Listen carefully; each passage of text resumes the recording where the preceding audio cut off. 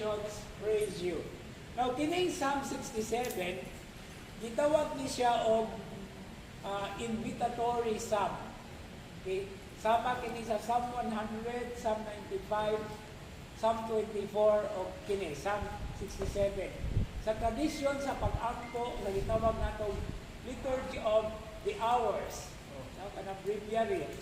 And by the way, hindi lang na para sa mga pari o madliya. O para po na siya sa katawhan. No, muna nga naay mga edition karon nga naay gitawag og morning prayer. Now, invitatory psalm is muna siya kinaunahan nga salmo nga ampuon. Kay mo man na siya nag-imbitar sa congregation sa nag-ampo to enter into the dynamics and into the mode and the experience of prayer. Now, unsa man ning Psalm 67.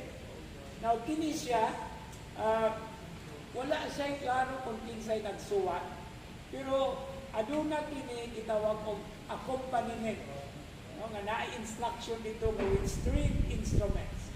So muna nga di nato kapugnan nga matag sa ulog nato naagi gitara o naay unsa pa diha namang gani daghan pa kayo nga mga instrumento.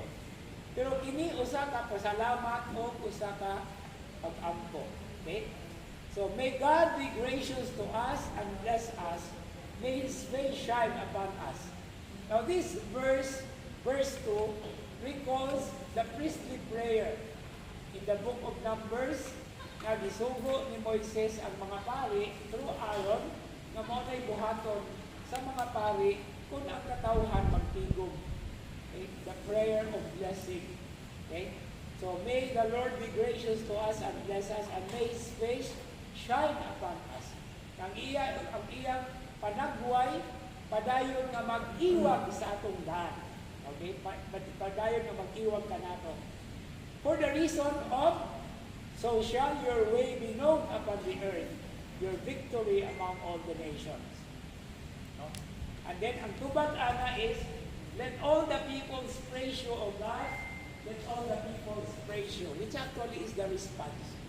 No?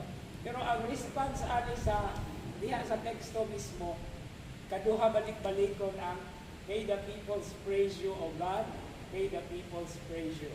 Na muna siya gitawag og refrain. Okay, mo po na atong response. Okay. Now the next verses. May the nations be glad and rejoice, for you judge the people with fairness. You guide the nations upon the earth. May the peoples praise you, God. May all the peoples praise you. And finally, may God bless us still, that the ends of the earth may revere Him. Now, unsa may naa dinhi niining maong salmo?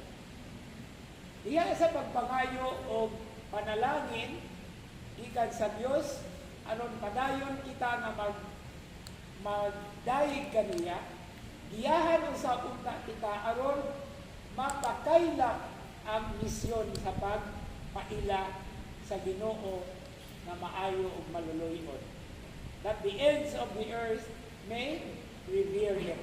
This is also the same mission or assignment that the apostles received, in as much as the gospel reading is concerned.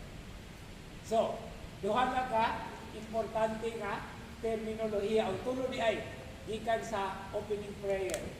Remembrance, and then sunod farewell, and then the mission to proclaim, to expand, to extend the message of hope and salvation, especially of the risen Lord. And that is what Easter is all about. Muna nga, extended version kining maong season. No? Sa tanan nga mga season sa simbahan, sa liturgy, of course, except for the ordinary time, the Easter season is the longest. Kaya nga naman, we know the reason. No? To extend the message through all the earth. Okay. So that is now the point. Okay. Pag abot na to sa second reading,